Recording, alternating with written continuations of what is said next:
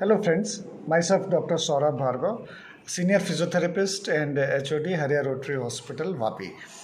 आज हम लोग एक बहुत ही इम्पोर्टेंट टॉपिक पे बात करेंगे जो कि बहुत ही कॉमन है और मैक्सिमम 80 to 90% लोगों को अपनी लाइफ टाइम में कभी ना कभी ज़रूर फील होता है और वो है नेक पेन। नेक एरिया में पेन होना और कभी कभी उसके साथ में रेडिएटिंग होते हुए और ये हाथ तक भी आता है, तो उसके बारे में हम लोग आज बात करेंगे। और बहुत ही सिंपल और बहुत ही कॉमन जो उसके कॉजेज़ हैं और बहुत ही सिंपल तरीके से उससे कैसे रिलीफ हम लोग कर सकते हैं उसके बारे में बात करें। तो सबसे पहले मिडिल एज में और अभी आजकल रिसेंटली जब से ये लॉकडाउन है और बहुत से लोग ऑनलाइन वर्क कर रहे हैं, वर्क फ्रॉम होम कर रहे हैं, जो स्टूडेंट्स हैं वो लैपटॉप पे और मोबाइल पे ज़्यादा काम कर रहे हैं, तो जिससे कि नेक पेन के जो केसेस हैं वो हम लोग देख रहे हैं कि बहुत बढ़ रहे हैं, जिसमें कि कभी कभी 1 घंटा 2 घंटा नेट पे और ऐसा नेक को नीचे रख के और इस तरह से बैठे रहना पड़ता है, तो काफ़ी नेक की मसल्स के ऊपर स्ट्रेन आता है।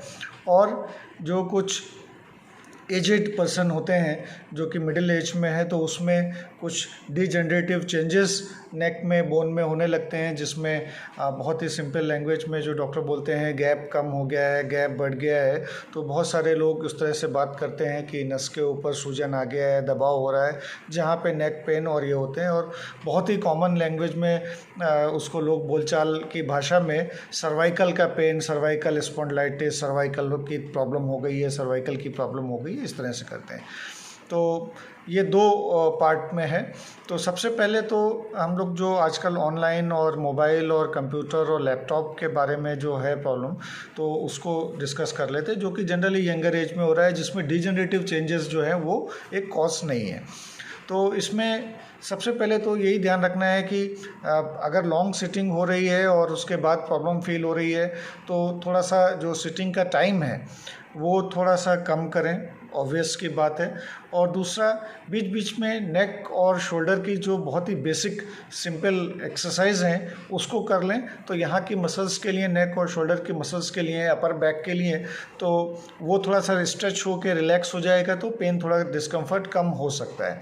और उसके अलावा जो बैक में या नेक में हॉट वाटर बैग के थ्रू गर्म पानी का सेक कर सकते हैं, इलेक्ट्रिकल हीटिंग पैड के थ्रू थोड़ा हीट का ट्रीटमेंट कर सकते हैं, जिससे ब्लड सर्कुलेशन इंक्रीज होगा, मसल रिलैक्स होगा, तो पेन थोड़ा कम हो जाएगा।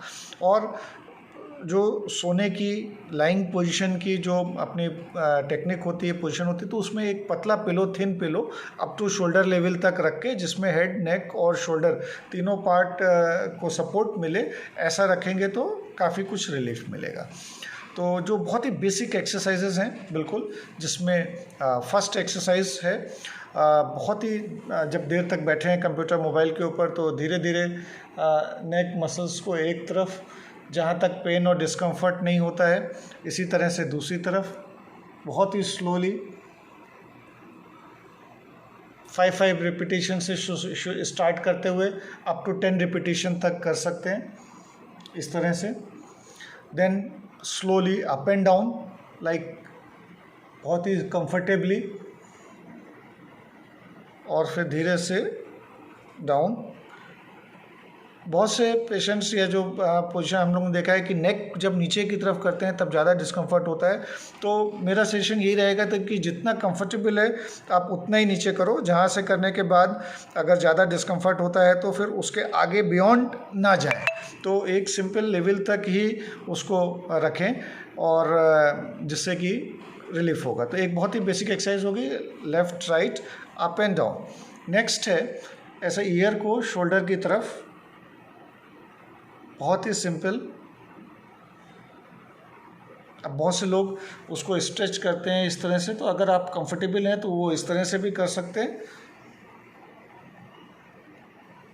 अदरवाइज बहुत ही बेसिक सिंपल इस तरह से कर सकते हैं।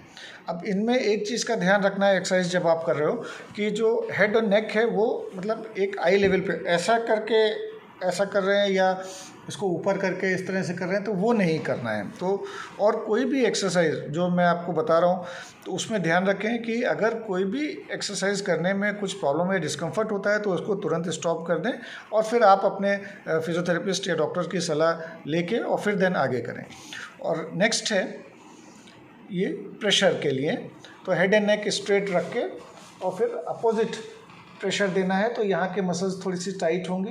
1 2 3 4 5 रिलैक्स। अब इसमें दोनों हाथ का भी यूज़ कर सकते हैं, वन हैंड भी। 1 2 3 4 5 रिलैक्स। इसमें भी ध्यान रखना है कि हेड एंड जो नेक रहेगा वो स्ट्रेट रहेगा। फिर इसी तरह से साइड में 1 2 3 4 5 रिलैक्स, 1 2 3 4 5 रिलैक्स।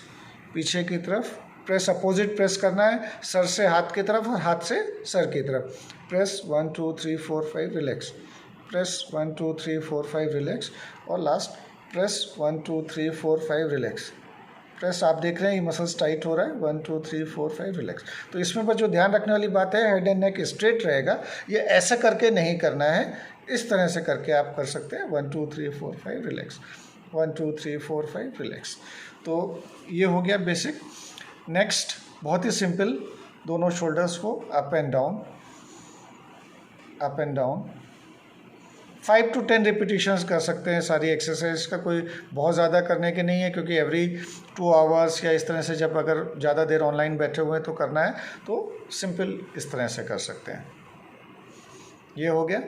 नेक्स्ट इस तरह से हाथ को, दोनों हाथ को ऐसे शोल्डर के पीछे रख के, और फिर ये बहुत ही बेसिक 10 रिपीटिशन इस तरह से कर सकते हैं।